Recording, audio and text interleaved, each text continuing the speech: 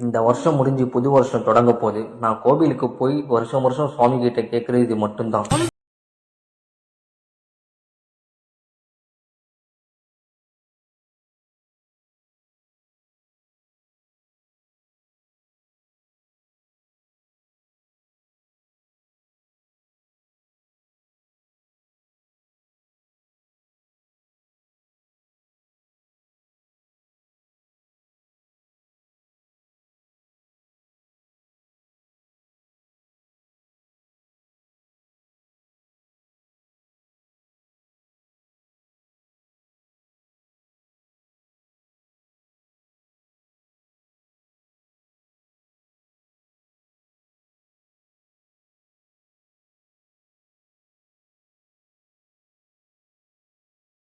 வருஷம் முடிஞ்சு புது வருஷம் தொடங்க போகுது. நான் கோவிலுக்கு போய் வருஷம் வருஷம் சுவாமி கிட்ட கேட்கறது இது மட்டும்தான்.